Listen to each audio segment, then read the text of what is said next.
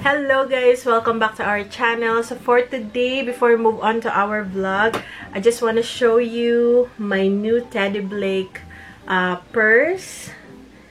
I did a collaboration with Teddy Blake a few years ago. And then I contacted them and asked them if it's okay to have a collaboration with them. And they said yes. So they asked me to choose a purse. And I chose this one. So it comes in this nice box. It's a Teddy Blake New York designer handbags made in Italy, luxury leather. Comes with a dust bag. So I haven't used this. Oh my goodness. It is so nice. And it's not too big. It's just perfect size. This is the Vanessa Palmetto 12 inches. This is 100% leather made in Italy. And look how nice this purse. Yeah, so this is in light beige. And it also comes with a shoulder strap, or you can do a crossbody, or you can just hold it like this, like a handbag. It's really nice. It's pure Italian leather, so it will last long. I like that there's a lot of room inside. It also has a zipper, goes in the middle. If you guys want to check out their website, I'll link it in the description box below, and also link this purse on their website. I want to show you guys my first collaboration with them is my Teddy Blake New York. This is the Ava 14 inches in black. So it's really nice as well. It has a lot of room inside. And so I'll link both of these bags, and you can smell the leather. It's just so nice. So thank you, Teddy Blake. If you guys would like a high quality premium 100% Italian leather purse or purses or bags, check out Teddy Blake New York. I will link it in the description box below.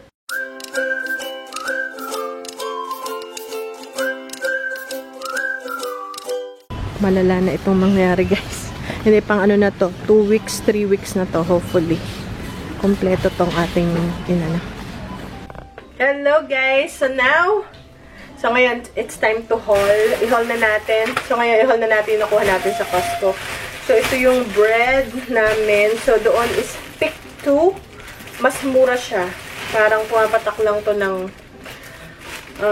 wala pang $4 ang isa. 3 something. So, ito yung white buttermilk bread.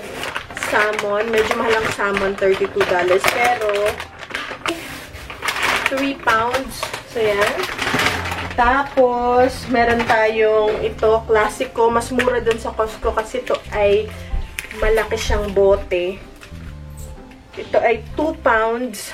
Again, sa pag bumili ka sa store is 1 pound lang or 1.5 pounds. Same price. So, ito ay $12. So, parang $4 lang isa. And, double yung ano niya. Kaya, mas maganda kasi sa Costco is bultuhan siya. So, yan yung ating pasta sauce. Cheddar cheese na yung binibili namin pang sandwich. So, ang gagawa ko ulit is i-freeze ko siya ulit. Yung half, i-freeze natin. And then, yung half is atin siyang ilalagay sa ref. Also, ako na nagagawa ng ating hamburger. So, ito ay, nakalimutan ko ng price. Pero, ito ay 15 patties. Malalaki siya. So, ako na yung magagawa ng burger namin. So, chicken nuggets sa mga bata. Pag wala agad akong luto, or tinatamad akong magluto, yun, meron na silang pagkain. Ilalagay lang sa air fryer. And then, yung hot dogs. So, panghalo rin to sa spaghetti. And sa mga bata, minsan nagka-crave din sila. So, to ay 4. Mga ano to guys, nasa $12. So, $3 isa. Mura na yung kaysa dun sa store na tingi-tingi. Kasi nga bulto, kaya medyo mura siya. So, kaya nag-i-stock na tayo. And then, Ito yung chips na nagugustuhan ko ngayon is 7. Kasi ano siya, avocado oil yung gamit niya. And tortilla chips siya. Pero kasaba yung kanyang ginamit. Gluten-free. Sabagay, lahat naman ng chips is gluten-free. Kaya lang yung oil ang pinagkaiba. Doon ako bumili ng soy sauce. This is $6.99. $7. Parang mura na yon. Ito yung Kikkoman soy sauce. Kasi pag pumunta ako ng Asian store, bibili lang ako ng toyo.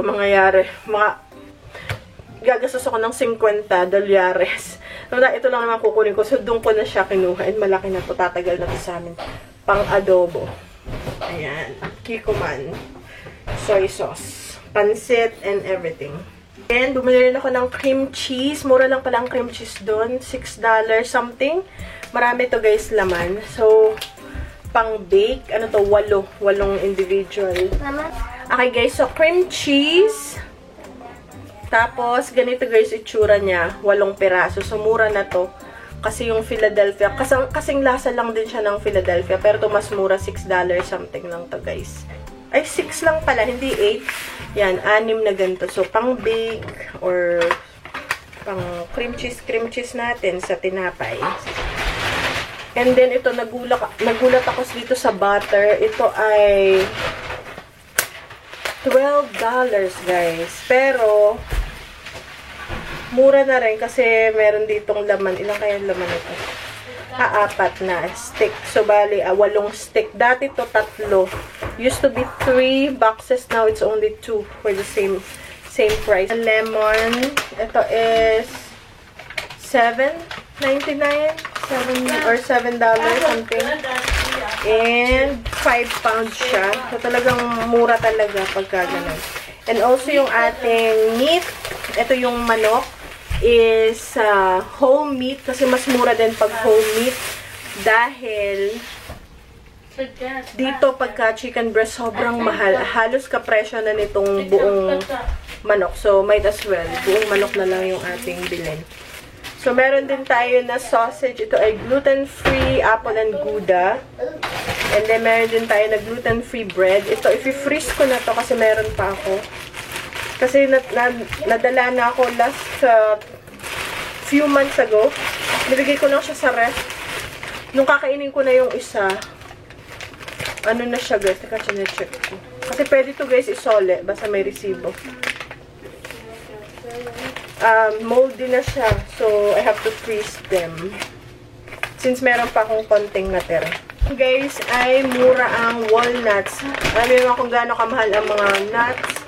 Walnuts, ito yung pang-bake ko. Pag nag-bake ako ng cookies or something, doon is $7 something lang. Mura na yun kasi ito ay 3 pounds. Hindi siya organic pero okay lang. Mura na to guys. $7 lang dito. So, last time na nagpunta ko doon wala. Ubos. So, ngayon meron madami. So, nakakuha ko. Also, meron din tayong mushrooms. Burito din to ni Kuya. Also, yung aming Black Forest ham. Ito, siguro na tumaas na talaga lahat ng price. $12 na lang to. Dati mga $8 lang to. Tapos naging 10, 11, ngayon 12 na. Sure. Itong ground beef dan sa regular store. So, ito. So, ang gagawin ko dito, tatanggalin ko na itong ganito. Oop.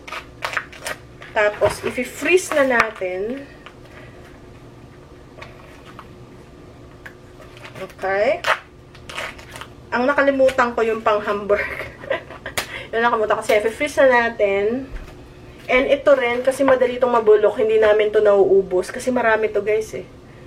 This is almost 2 pounds. So, ang ginagawa ko dito yung kalahati, fini-freeze ko. Para, meron pa tayo next time. Ito yung paborito na namin ngayon na garlic and jalapeno double stuffed. So, ito yung olives. Sa loob, meron siyang garlic and jalapeno. So, may garlic and then may anghang ng jalapeno. So, ito na yung paborito namin ngayon. Bakit? Kasi wala na nung dati namin anong tawag doon, yung isang paborito namin na olives. Nawala na, hindi na. Doon kasi pag nawala na, hindi na bumabalik. And then, meron ding dip para sa tortilla chips. Yan. So, may chips. Ito yung bagay na dip. Or minsan, sour cream lang. Okay na. Sour cream, ang laki nito. Mas mura kasi talaga. 3 pounds. Ano lang to? $4.99 ba yun? $5 pero sobrang laki niya. So, ito yung paborito ng asawa ko na sardinas. So, dito ang sardinas is, ano lang siya, hindi guys sa atin yung may sauce, may tomato sauce or something. Dito sa Amerika, kalimitan is in water or in oil lang ang sardinas. Wala pa rin ako masyadong nakikita na spiced sardines yung may mga paminta or something. Maliban kung galing sa atin. So, yan o. In olive oil lang siya. So, meron din tayo na garlic. Ito. So, sabi nila, guys, so, ang daming laman. So, talagang mas makakatipid. Ayan. Ito naman yung spring mix. Ito ay parang $4 lang to guys. Okay? Okay, guys. Ito. Ganito karami yung carrots doon. Hindi ko na alam. Pero mas mura to kasi yung sa tingi-tingi nga. Kahit malaki siya, ano pa rin, mura pa rin yung kung ang titingnan sa volume, yung volume. And then yung ating patatas, nakalimutan ko lang yung mga price. Ayan. Ito ay, I think this is 10 pounds. Ating coconut milk, dalawa na yung binili ko. Mahal na to ha, $10 siya. Basta mamahal na lahat, nagugulat na. So, bumili na ako ng isang dosena. So, tig-anim siya bawat kahon dahil para makapag-bake ulit tayo ng mga kakanin, you know. So, yan. Meron na tayo yan. Ito naman yung paborito ni Ben. Ano lang to? Wala pang $7. So, malaki to, guys. So, dalawa ang laman nito. Saging. Mahilig kasi sila sa saging. Peppers. Yan. Ito yung pinakamahal sa lahat. Ito. Ito guys ay almost $20. Ito ay $27 lang pampahid ng puwet.